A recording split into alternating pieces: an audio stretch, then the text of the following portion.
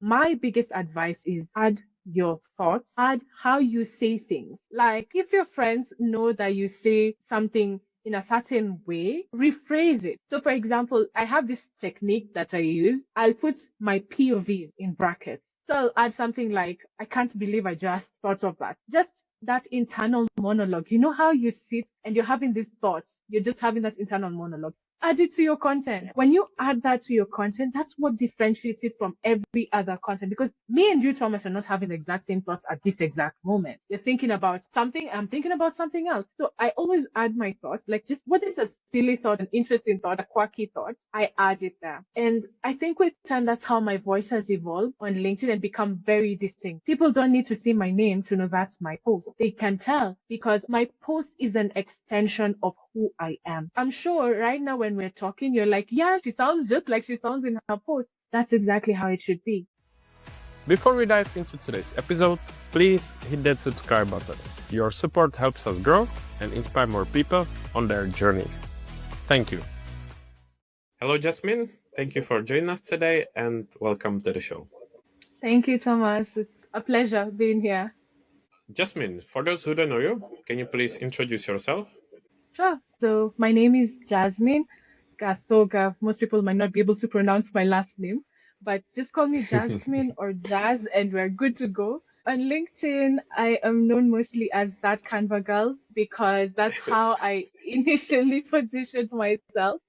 And I am a LinkedIn brand strategist and a graphic designer who prioritizes Canva. I'm just a fan of Canva. So I use Canva to create the visual assets that help people position their brands on LinkedIn, especially. And I just love what I do. I really do. I'm happy to hear that. And I was going to say that I like when there are people and they have like a unique title because, of course, when you're on LinkedIn, there are so many people who are branding strategist, LinkedIn expert. But if there is like one line that is specific to you, as you say, Canva Girl, I think it's great because it's unique. It's unique to you and automatically gives you this association. So it sounds really good and it's a great idea. Exactly. And you know, the funny thing is, I've gotten so many conversation starters just because of that. So many people would be in my DMs and like, I saw your headline and I was interested, I was curious, and voila, they're in my DMs. So yeah, it works. Mm-hmm. And was it actually your idea to use this title or did maybe someone give it to you? My client, one of my first Oh, really? clients on LinkedIn. Yes, Oh, her name, nice. her name, her name is Blessing, and she wanted me to design some stuff for her, so I did. And then every time she would DM me on WhatsApp, she'd be like, "Hi, Canva girl, could you do this for me? Do this for me?" And I said, "Why did she call me this?" So at some point, after we finished, and she wrote me a beautiful recommendation, and then on the recommendation she wrote, I call her the Canva girl. That's what she wrote. So I Mm, looked at that thing and I was like, it sounds so cheesy. I was like, sounds so cheesy, mm, so corny. Then I said, but what if I decided to actually own that name? I asked myself that, what if I decided to own that name? And that moment, I didn't overthink it. I just went and added it on my headline. And yeah. everything changed from that moment moving forward. Hmm. I think it's great Yeah. because I obviously didn't know, but I thought maybe you came up with that. But if someone gave it to you, it makes it actually even better. Exactly, exactly. She gave it to me. And obviously, Canva is a huge company, and so many people use it. I use it as well, love it as well. Probably not as skilled as you are, but still. Did that happen? Maybe that you get some kind of collaboration or recognition by Canva or not? Because I assume they are so huge and so many people tag them, want to collaborate. So I'm not sure if it's possible. So did it happen on or still waiting for it? Actually, last year, September, I someone approached me, and this person who approached me is someone I have admired for years on Instagram and YouTube. So he is a huge Canva designer known on those spaces, and I just used to follow his content every now and then. And then one day I get a LinkedIn DM from him saying, "Hey Jasmine, I've been following your work, and I'd love for you to become a Canvassador. That's a Oh, Canvassador is just a Canvassador. Oh means my God. I love it. exactly. That's a great title. Uh-huh. So it's a Canva ambassador. And he was like, I'd really love for you to join the African team. And if you're interested, please let me know. I was on cloud 9. Cloud 9 cannot even explain how happy I was, because this was my dream. This was something I'd always hoped for, to be part of the Canva vision, be part of the Canva, dream. And so I got the Canvassador role. And basically, our goal is to empower the world through design, like make people enjoy design, whether you're 3 years old, whether you're 80 years old. Everyone can create something meaningful. And I think we're all designed to be creators at the end of the day. There's something you can create. So Canva is just my medium, and it's the medium I love Mm. sharing about. And so, yeah, that's how I joined the Canvassador team. And now we're actually planning Kenya's first Canva event in Kenya. And it's really exciting because we have the backing of Canva itself. So it's funding the whole project, and we have already gotten like 300 plus signups, and it's really, really amazing to be like a physical event in Kenya. So I'm really excited for it. Mm. That's really cool, and I'm very happy to hear that. Of course, Canvassador is a super cool title, and it sounds great. Exactly. I was going to say that the title, that I also think that there can be so many people who can kind of use it, because, as I said, many people use Canva. So it's really good that you're the first one, because now if someone takes it, it's obviously copying you. So you are the one, and now we are kind of chill. I took it, I'm the one. Exactly, exactly. And actually, the whole Canvassador thing is like Canva verified ambassadors, people who Canva has selected from anywhere in the world, who actually portray that they love Canva as a product. They love to share it with other people. So once you go through like there's a whole enrollment, there's a whole everything, there's a whole process that you go through. And once you're signed up, your goal is for that 1 year you have a contract with them is to spread the Canva Mhm, gospel. So doing it through either content or through in-person events like what we're about to host, or even through webinars, all of that. That's the whole entire goal. So anyone who's maybe watching this and is interested, that's something you can definitely become a part of. Yep, it sounds really cool. And do you remember when you started with Canva? Because, for example, there you've got like these two fields when it's Canva versus Figma. I've honestly always been a Canva person as well, but maybe why did you choose one over the other, and how did you start with Canva? Mm. Oh, I love talking about that story. So I'm a storyteller. If you read my posts, you know I love telling stories. So back in 2021, I was okay. Let me just trace it a little bit back, just a slightly bit back. Growing up, I was the kind of kid who would make cards for my family, for birthdays, for anniversaries. I'd take cornflakes boxes and just chop them up and then glue them and then write and draw with crayons. So I loved doing that. It was just something I really enjoyed doing. So fast forward to when I got my first laptop, I discovered Microsoft Publisher and I started designing with it. Like no one taught me. I just started experimenting, trying to understand what does this thing do. And I started creating very pretty things, and then I'd go print them at a local printing shop and then give them out. Like whether it's you're about to do an exam, I'd give you a card. It's your birthday, I'd give you a card, but it's something I've designed. So I never knew the word designer, graphic designer even existed. I just used to love Mm, creating. Yeah. So fast forward now to 2021, my sister comes to me and asks, "Hey Jazz, could you make me a card for my friend?" So I'm like, okay. I went on Microsoft Publisher, but then I was bored. I was like, there must be something better than this. So I said, let me go search online. I searched and it didn't take long. I landed on this thing called Canva and I'm like, okay, this is interesting. I played around with it and I'm like, I was blown out. I was like, you mean this thing exists? And from there, it was just love at first design. I really, really mm, just enjoyed it. And then I didn't go back to it for like 6 months. So after I quit like my job, because I was doing some sales job, after I quit it, I just went straight into Canva and started teaching myself. So that's how my whole journey of Canva began. It was something I just bounced on accidentally on the web. And why do I use it versus, let's say, Figma or Photoshop? Now, back then, I didn't even know Figma or Photoshop existed. Like, coming from an African background, there are some opportunities that you don't learn about until later in life, like really later in life. So by the time I was starting out, Canva was what was in my face, and I just loved it.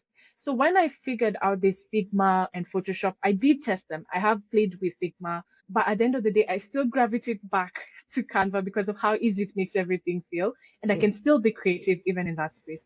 And then for Photoshop, I've actually started recently learning Photoshop as well, just for the sake of being more diverse, like being able to use several things.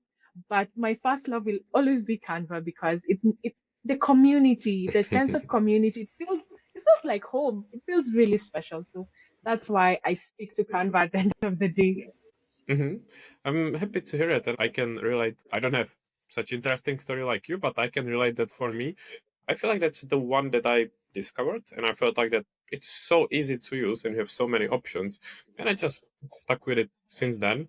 And also seeing the improvements they've been doing over time. As you said, you started probably year 2021, so you can see over time how Yeah, many features they added and everything they improved. So it's really great to see how they are improving as well. for sure. How many years have you been using it? I honestly don't know. I When I started, I've been using it like, for some projects at school or at university. So it was just to get the job done. And over time, as I've been creating content because I got used to it, I've been working with it more and more. And once you start there and you got everything developed and you are used to it, you just continue. So I think it's been like a few years as well, but definitely not on such a professional level like you. Well, I get you, and I like that. I really like that. And as we are speaking of this, Jasmine, and design, you said that you always enjoyed creating cards and this stuff when you were younger. So actually, what is like your background? Maybe what did you study, or are you someone who's always been interested in art? Mm.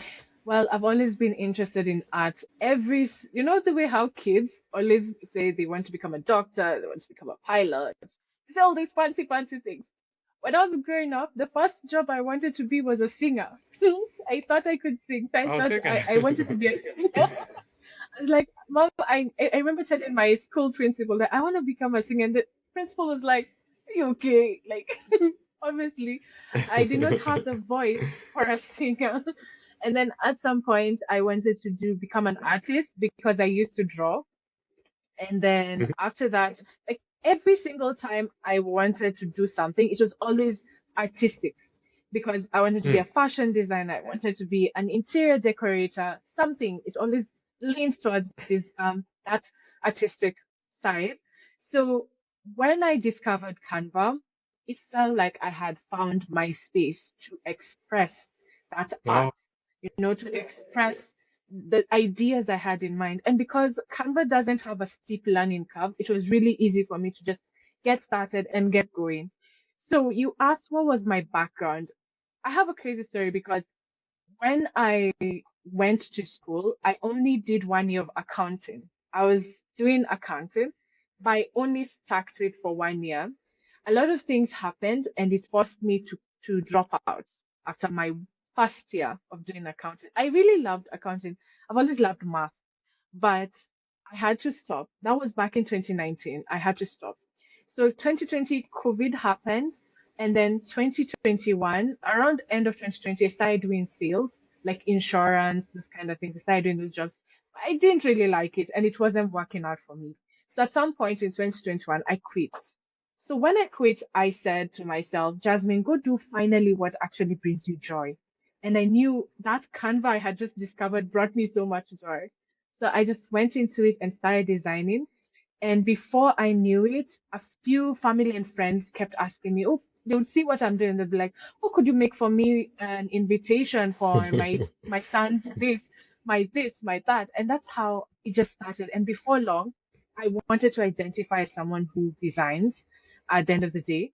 But it did take me such a long time to be able to get consistent clients. It was until I came on LinkedIn that changed. But for the most part of it, I would get, fluctuating, but it did get me interested in design, and that's how I started. Mhm. I'm happy to hear that you pursued what you enjoy and what you're passionate about, because I think ultimately that's what's the most important. And the fact that you study something doesn't mean that you have to continue your career in that field, because if you don't enjoy it, what's the point of doing that? And I was actually about to ask you, as you said, I'm sure that there are of course, many people, whether it's Canva or other tools or even other creative industries, of course, it's not easy to start and find a client. So, from your experience, what would be maybe like advice how to start your career, whether it's from your experience, what you learned, or what would you just advise people, like the first steps, how to find clients and start the journey in general? For me, Thomas, relying on referrals was how I survived for like 3 years. I would wait for someone to recommend me, someone to find me, someone to ask Jasmine, maybe could you design this for me? But it kept me so low. Like it was such unpredictable income. I couldn't even call it income because at the end of the day, sometimes you have one client this month, next month, three clients. Referrals for me just did not work. It wasn't consistent. It was not something I could rely on. So if someone asked me what's that one thing I would advise maybe the younger version of me to do to get a consistent client pipeline, it would be simply build online. Building Mhm. online was the biggest, best decision I made for my career because end of 2024, I decided, you know what, I'm going to go all in into this. I know I love design. I know I have a passion for it. I know I can express and communicate a business's idea or a person's idea through design. So I felt, let me go on LinkedIn and test the waters and see where that takes. Today my story is a whole lot different. See, I'm actually having this podcast with you because just building online has brought me this to this position. So I would say build online. It's the biggest thing you can do. I agree. And as you say, built online, you could have gone to other platforms as well. So, what was the reason behind choosing LinkedIn? LinkedIn was always intimidating. I always used to feel very intimidated when I see LinkedIn. When you see, when you open LinkedIn, the first post, I made 10,000 USD doing XYZ. I made this gazillion amount of money. And then you're like, okay, this sounds nice. But I was really intimidated. But I was doing a course with an online school called ALX. I had been taking a couple of courses with them. I don't know if you know it. I'm not sure if you've heard of it. Yeah, but it's based in Africa. So when I finished the course, they really, really pushed us like build your LinkedIn presence. They brought us so many people who were already building on LinkedIn to hear their stories and to get encouraged from their stories. So I remember one day I was looking at this lady who had come to speak to us, and I was like, I really wish I could be like her. I wish I could put myself out there, have the audacity to put myself out there and see what comes of it. And one day, after thinking and thinking and thinking and thinking, I decided I'm going for it. So I wrote my first post. It was around November of 2024. And I said, I just wrote that I'm committing myself to showing up on LinkedIn for 30 days. I just wanted to test myself. Jasmine, can you approach the platform you're most scared of? Because I would have rather built on Instagram or TikTok. It's easier there. It's less intimidating. But LinkedIn, so I was like, let me go to the Mhm. one which scares me the most. So that's how I got started. How was the reception then? In the first few posts, what was the feedback? What people say?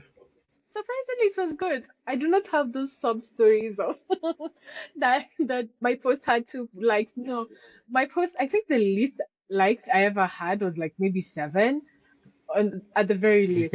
And I Mhm. think because, as I said, my mom, I'm raised by a mom who is a big storyteller. She always told us stories growing up.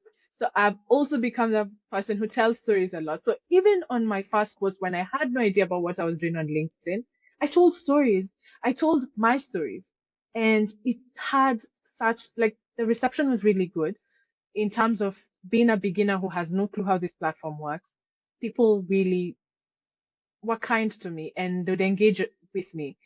And also learning from others changed a lot because I was observant. When I Mhm. came on LinkedIn, I had a purpose, I had a mission. So I kept my eyes open to see, digest, learn what others were doing, what others were saying so that I could implement it and then hopefully see those changes in my account as well. I like the mindset. And I was just about to say that we are of course, I can relate to what you said, that when I did the first few posts, I was, of course, also scared and terrible posts. But we are often afraid of what people are going to think or say. But the reality is that people don't really notice, or they don't really care. And if there is anyone who's going to criticize you, it's maybe people who don't even post, who are way behind you. So really, for people out there who maybe just still waiting to post or take action, just don't overthink it, do it, and people are usually much nicer than we are afraid. Exactly. In fact, that point, exactly what you said. I was so surprised because I felt, people have this concept about LinkedIn. Before you start on LinkedIn, people have a very strange concept. Everyone has a strange concept about LinkedIn before you get started. But when you get started, you actually start to see there are people there who will support you. Like, in my opinion, in my honest opinion, LinkedIn has the best communities, people who literally will show up for you and stand with you no matter what. Like, they will support you. So if I was to tell someone, like a beginner, someone who is hoping to take that next step and show up on LinkedIn, just go for it, because you will be surprised at how much support you can get.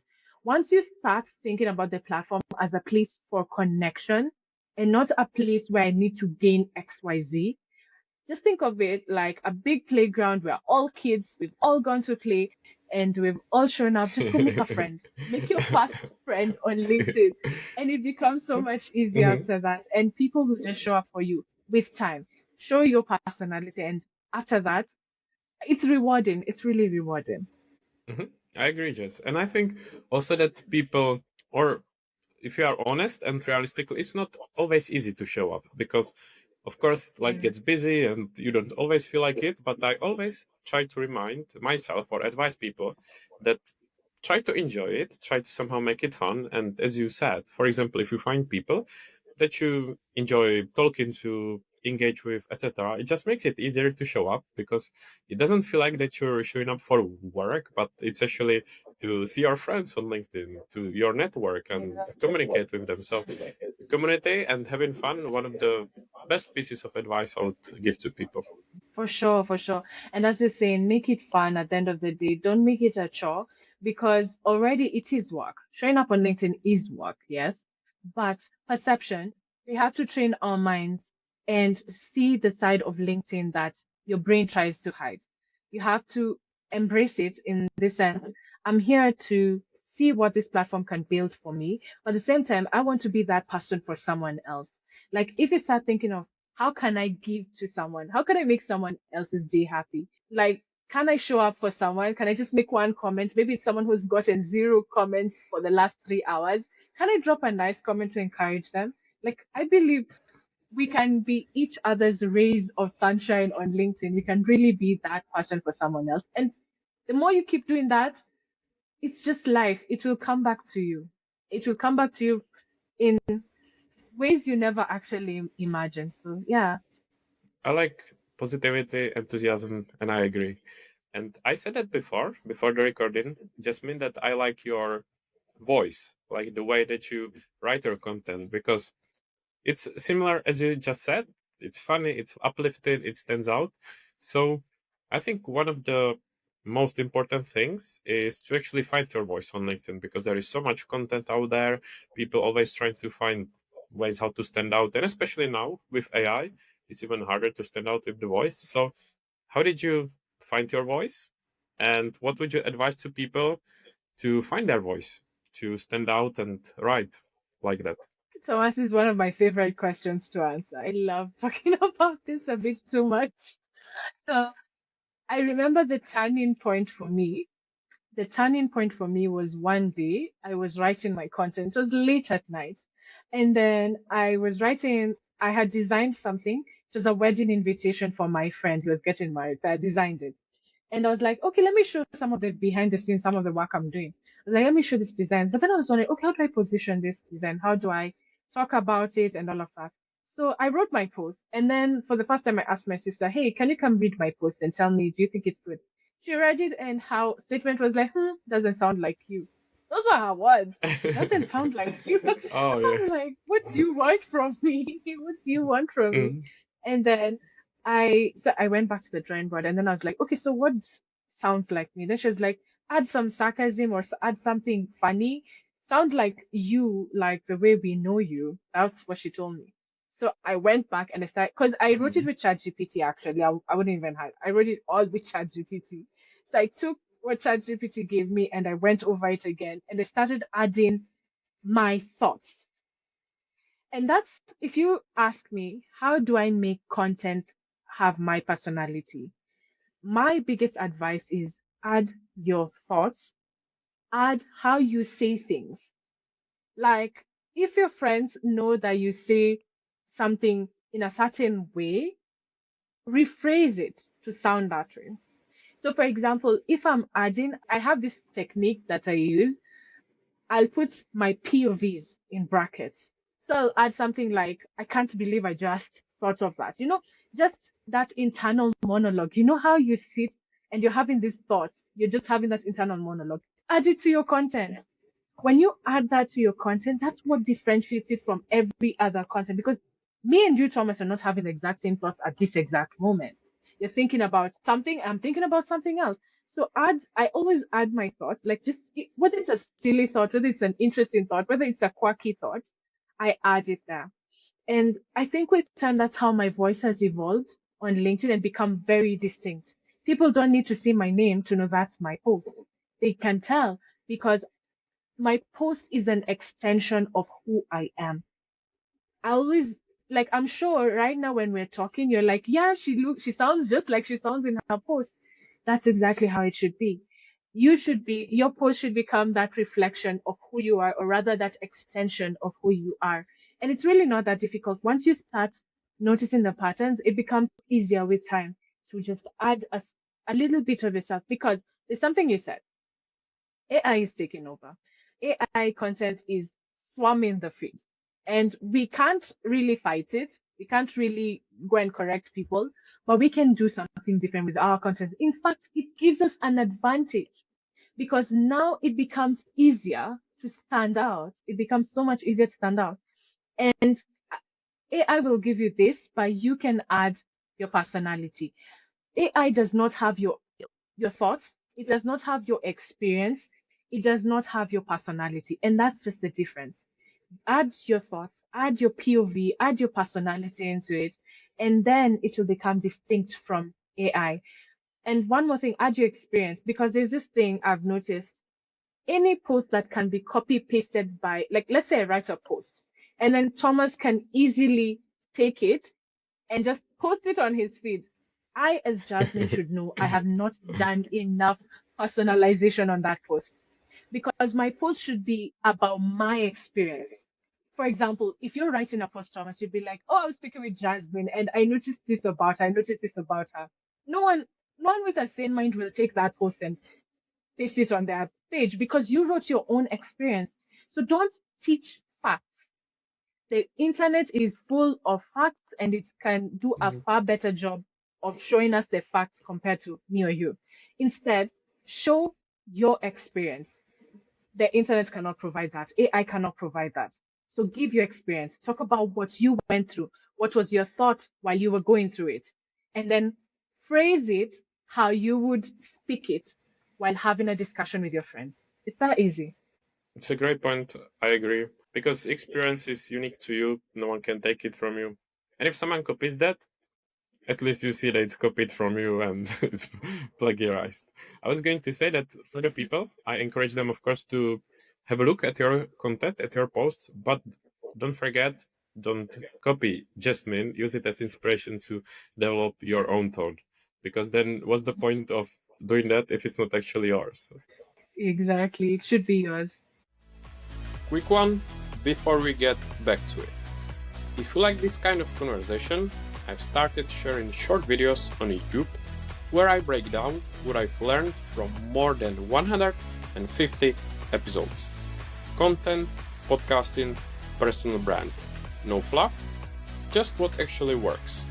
Just search produced by on YouTube. Or don't. And keep figuring out the hard way.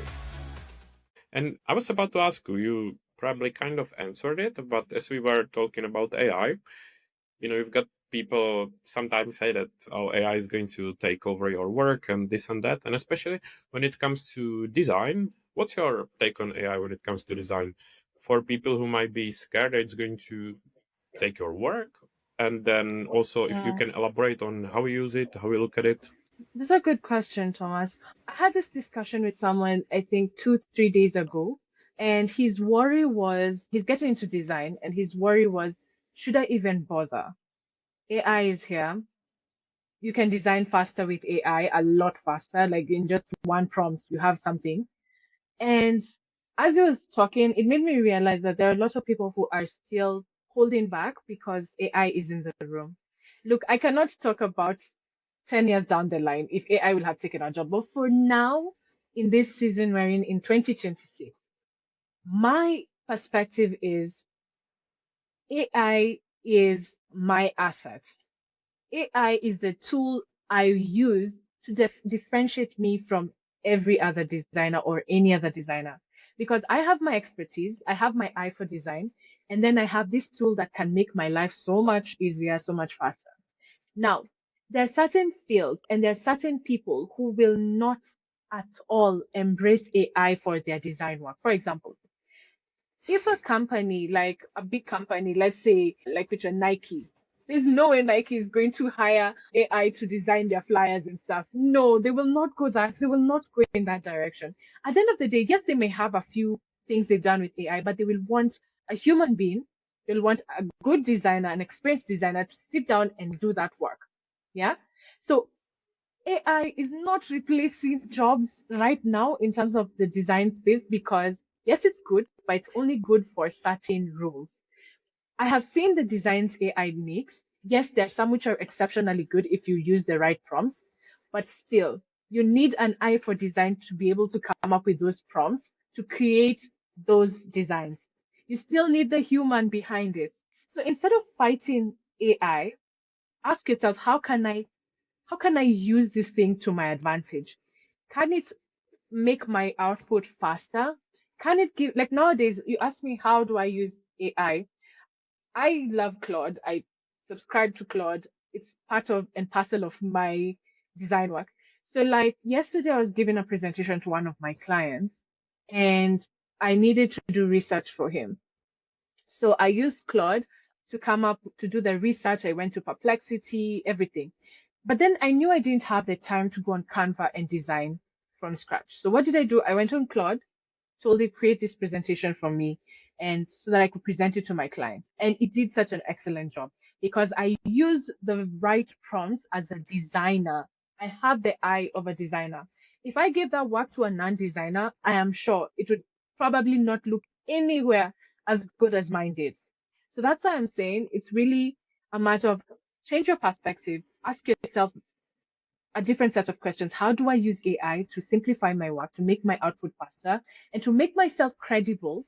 In fact, after I finished presenting to my client, he was so impressed, and I was like, funny you knew that I used AI for this thing. I was so impressed. And they, I was actually in my head, I was like, I should ask for a raise now. Like, he was Yeah, thoroughly yeah, impressed. Yeah, so yeah. at the end of the day, if you decide to embrace AI for as long as we have the opportunity to keep doing what we are doing, I think it will just put you a couple of steps ahead of everyone else. And it will give you that leverage that, yes, I know how to design old school style with Photoshop, with Canva. I can design, I can do my job, but I'm also aware that AI can speed up the process for me. So how do I use it? Either to give me inspiration or to cut down the work, to do the heavy lifting or some things that I'd rather not spend my whole day on and then focus on things that actually only I can do. So that's what I would say. Embrace it. Mhm. Use it to your advantage and don't be scared of it because there are people still hiring designers. Those who opt for these other designs made by AI entirely probably are not the best clients for you because they might be low budget clients. So you'd rather be aiming for people who are aware that a human being is necessary in the design process. I like it, and I agree. I think you explained it really well, and it's especially great to hear from the pro when it comes to design. What's your take and how you look at it? You Jasmine mentioned a few tools now, obviously Canva and now, for example, Claude. So, what are other tools that you use for your content creation or your workflow? Oh, anything AI, call me. I'll be there. I love using Gemini for for my graphics. Like for example, if I want to upscale an image, like if a client gives me an image to use and it's not the best quality, I just run to Gemini. I have a prompt that would like improve the quality of the image so I can create something at the end of the day that looks good. I use Gemini. I also like ChatGPT for image creation. It's really good in that direction as well. But when it comes to like content, when it comes to brainstorming ideas, Claude is my best friend. And then now recently I've been embracing Perplexity to like do Mhm. research. And which other tools do I use? I think those are like my primary tools. And then for creation, AI tools and then Canva as well. So my world circles around all of those. Yeah, and maybe with time, Canva I might plus all the include LLMs. exactly Canva plus those LLMs. It's just the Yeah. best pack. It's just the best pack. No, I understand. Yeah, yeah. And just as we've been also talking about creativity and content creation, what do you do or what helps you when you feel like that you run out of creativity, like you are out of ideas? If that happens to you, what do you do or what helps you? I have a bunch of answers for this. So, method one is because I'm on LinkedIn, I don't grow alone. I've never been in isolation on LinkedIn. I grow with others. So, I have Hmm. very close friends I've made on LinkedIn who are also fellow creators. So, sometimes I have one specific friend who, in the morning, if I am stumped, I have no idea what to post, I'll text him, hey, I need content ideas. So we'll brainstorm and then he tells me, okay, post this, post that, post this. In fact, this morning, that was the exact same thing we did. But now I was giving him ideas like, do this, do this, do this. So that's one way. When you grow with others, you can reach out to others for help. And not just in content creation, but in every other aspect of the journey. So getting ideas from other people is really useful. Second, I love engaging on LinkedIn, but not just for the sake of engaging, for the sake of mining ideas. Because when I see a post that Thomas Stealing has written, ideas. I give it a nice name, mining. So when I see that Thomas has written a really exceptional post, and then, sometimes you can be reading something and then this idea just switches in your head. So what I do, immediately I have seen your post, I copy the URL to your post. And then I go on WhatsApp, I paste the URL, and then I record a voice note. And I tell my future self how I felt in the moment. What idea did I spark? Did it spark when I read it? Because why prefer voice notes? I can convey the feeling versus Yeah. just text. So I tell myself, like future me, hey, I really loved this post by Thomas, and this is the idea I have. And then what I'll do is write post idea as like a keyword so that later on I can come back and search post ideas and see all of them. And then I can go back to your post to go through the moments again and hopefully understand what I felt in that time and then write about that. So that's my second. We have a content bank of ideas because they save you on the days when you're running dry. And then another one is brainstorming with AI, though it's not the most reliable because sometimes it gives you, I think maybe it's the prompts I use. Sometimes it gives me the wackiest ideas. So that's just another method. And then the final method I'd say is look at what have I done that's interesting this last week? What conversation have I had that was interesting? What question has someone asked me that many people might have the same question? And is there something going on in my life or thoughts I've been ruminating on that I can expound into a post and talk about? So yeah, that one is more of like a reflective method, like reflect on what's happening and pick something from there. So I think those are my four methods of getting Mhm. content on dry days. Hmm. I'm glad that I asked this question because I'm pretty sure that I haven't heard it and it's creative and it's very smart. Whether to ask your Thank you. friend or record a voice note Mhm. or look back. So great ideas. And sometimes people have excuses. Maybe they don't know what to post about. So now, multiple options what to look for Yeah. or what to try if you don't know what to post about. Mm. Exactly. Exactly. Yes. Yes. And Jasmine, just to be aware of time, I want to ask you kind of lighter questions as we will be finishing soon. So, what are some of your hobbies, or what do you like to do in your free time? Ha. Now you're scaring me. I don't know if I should say that I love watching a movie on Netflix. Well, okay, let me be. I enjoy K dramas, so I really enjoy K dramas, and of late we've been trying to watch them with my family. It's been something we're trying to practice. Like every Sunday evening, we'll just put a K drama and watch together, so it's really fun. But I also, okay, it's not something I've done of recently, but something I also used to really enjoy was playing board games with my family. Like we have too many board games in the house, so just put like Monopoly or Ludo or Uno and just play together. So I like those activities that will bond us, yes. But in terms of like things I like doing on my own is actually organizing. I do like organizing stuff. Whether it's a room, Mhm. whether it's my desk, whether it's my anything, I just love putting some order to something. I know it's work, but in my head, it's very calming. It's very relaxing and all of that. So yeah, I think those are my primary things. I'm not an outdoor person. To get me out of this door, you have to fight me to get me out. So I prefer being indoors, cozy, feel, listen to. Oh, one more Mhm. thing, I love listening to podcasts. I really, really, really do. So you'll find me whether if I'm folding clothes, I'll be listening to a podcast. If I'm working, like if I'm designing, because design kind of uses one section of my brain, and then listening to the podcast uses the other side. So I'll listen to a podcast and just design my way. And yeah, I just love that. I really do.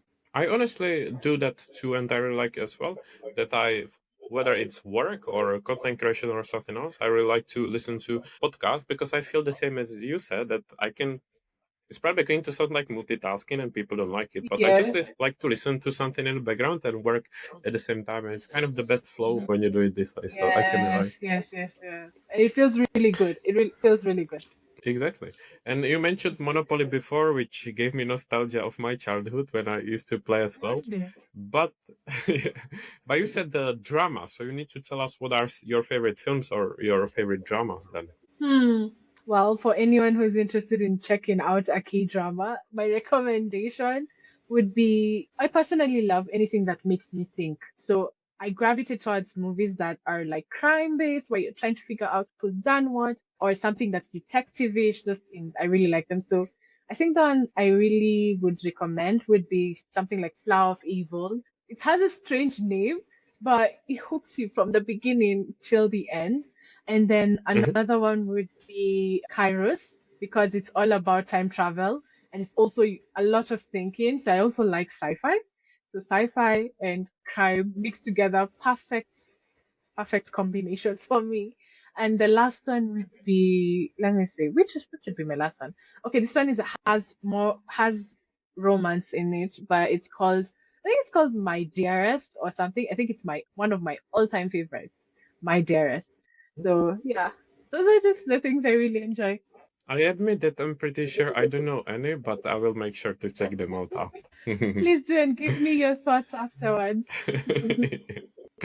And now we discussed the movies or dramas. And what about books? Do you read books? And if so, have you got any recommendations? I haven't read a book in a while. I used to read quite a while. There was a season I was really reading, but because life has been very busy, I haven't had the Mhm. time. Oh gosh, I wish I checked it. There's this podcast. If I was to recommend something that is similar to books but isn't really a book, there's this podcast. But honestly, I've forgotten its name. I don't know. I wish I could remember it, but it's a very interesting podcast that goes deeper into books and I'll just plug it in and listen. It really dives into like books written for business, books written for leadership. I just enjoy listening to it because I can get so many nuggets at one sitting. So I think that's what I gravitated towards. I've really forgotten its name, but it was an interesting one that I used to listen to quite a bit. How about you, Thomas? What do you listen to in terms of podcasts? In terms of podcast, it's a good question. I feel like there are so many, but it's interesting, and I thought actually about this question a few times. That like the podcast, and the fact is that I actually like to listen to podcasts that are in my native language. That yes, they are like English or American and podcasts in English that I like as well. But at the same time, I don't know why, but I just like podcasts that are in my native language. So for people out there, it wouldn't make sense, but I like it because it's usually like about the people or about the topics that are still from my home country, and then I still feel like I can relate to a lot because all the time you do everything kind of in English. So I like even in my native language, and then it's pretty much about the topics that just interest me. That's really nice. That's amazing. You're from Czech, right? Or I don't Yes. know if I Oh my got God. that How right. do you know? I did research. I did a little research. Oh So God. You really made me happy. That's a plus point. Thank you for that. I appreciate it. yeah, yeah, yeah. You're welcome. And so, Jess, can you please summarize where people can find you, follow you, and promote any of your services? Sure thing. I am on LinkedIn and I'm not active on any other social media platform for now, but I'm building strongly on LinkedIn. So just search my name, Jasmine Gathoga, and I offer, as I said at the beginning, I do graphic design with Canva. So if you're looking for a Canva designer, I am your go-to. And if you want someone who can make LinkedIn feel easier for you, because I know how much LinkedIn can feel overwhelming for most people. So if you want someone who can sit with you, either have a one-on-one talk or someone who can give you the strategies on how to get started and start making something out of LinkedIn, build your personal brand on LinkedIn, then I am the go-to. Just I'm one DM away. So yes. I agree. And as you can hear from this conversation, if you also want to have fun and someone who is authentic, real, and just enjoys it, I recommend. Jasmine, you mentioned that for now you are on LinkedIn, but not other platform. Does it mean that you've got plans to try something, some other platforms or join other places? Yes, I do have plans to eventually, hopefully, I've been procrastinating for a long time, but I wanted to build on X for a very, very long time. Oh, okay, okay. The thing is, because LinkedIn keeps me busy, like really busy. So sometimes it's hard to okay, start something new on a different platform when what you're already building has momentum. So, but I'm trusting that at some point you will find me on X building that. We just hope that you won't leave for X. I really thought if I would leave for X. How about you, Thomas? Are you on you're on YouTube, you're on Spotify, you're on Substack, you're on LinkedIn. Which other place are you on? I tried to, but for me, I feel like it kind of makes sense because if I do the podcast, Yeah. of course, I don't have to, but I think it's beneficial to be on streaming platforms like Yeah. YouTube, Spotify, and potentially Apple Podcast, and then of course LinkedIn. We are all on LinkedIn, and I like to write on Substack, so it's just one of the Yeah. other ones that I try to do as well. Oh, that's nice. I will definitely check that one out more often in the future. And just have you got like any plans or goals or anything in the upcoming weeks or months, and you will be willing to share with us? Well, I think for this month, the thing I am looking forward to is having like, as I said, we're having an event in Kenya, so that's what I'm looking forward to. But next month, I am, hmm, okay, I'm letting the secret out of the bag. But I am actually going to be having my own Canva masterclass coming up next month. So I'm in Wow. the preparation for it. Yeah, so it's going to be probably a couple of days masterclass on how to design social media designs, flyers, because people have asked me, so many people have asked me, can you teach us how to make flyers and all of that? And since LinkedIn is not necessarily a video fast platform, I don't necessarily walk people through the process of how do you design. You know, like if it was on Instagram, that's something which is expected. On LinkedIn, we more of do the words and all of that. So I Mhm. wanted an opportunity to be able to teach people as much as I could. So I'll be having an event next month. I will announce it soon enough, at the beginning of next month, the dates and everything. So that's what I'm looking forward to most. That sounds great, and we'll be excited to see that. Of course, hope it goes well. And then the very last question: is there anything I should have asked you and did not, or anything you'd like to leave before we finish? If there's something, I think I would love to leave a message to the person who's watching this and that hasn't yet built something for themselves that they're, you know, I think this, yes, there's something which I wish I said earlier.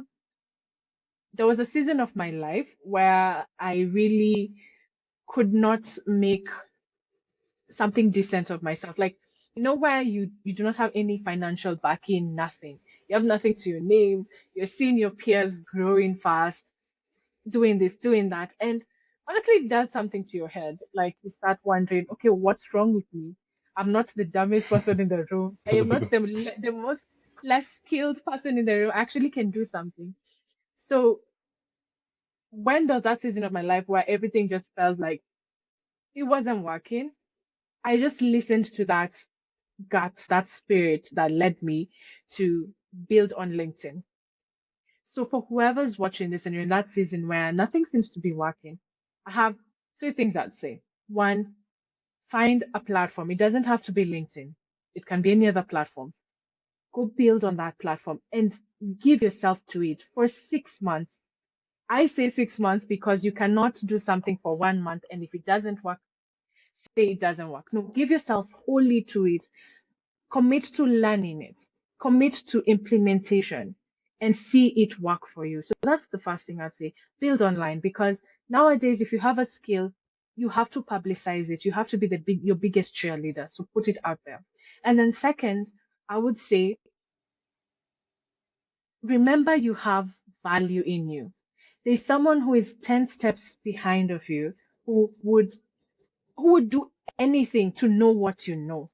So never feel Yeah. like I have nothing to bring to the table. You do. You do have something to bring to the table. Bring to the table something that you wish you knew 1 year ago. Bring that. Everyone has a story. Just bring it out. Mhm. And then the last thing I would say, don't be scared to embrace your personality.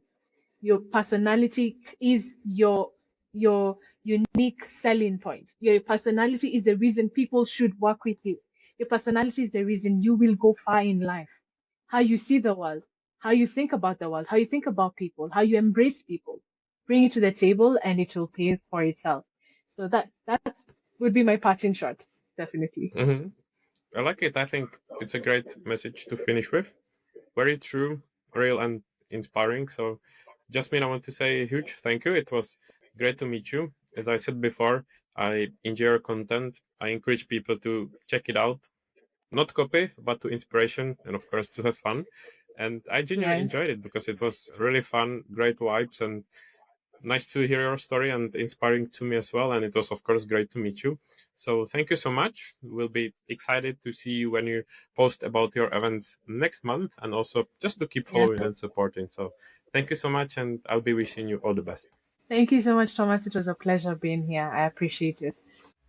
Thanks for listening to Produced by with Tomen. Check the show notes for all the links, and don't forget to subscribe, like, and share your feedback.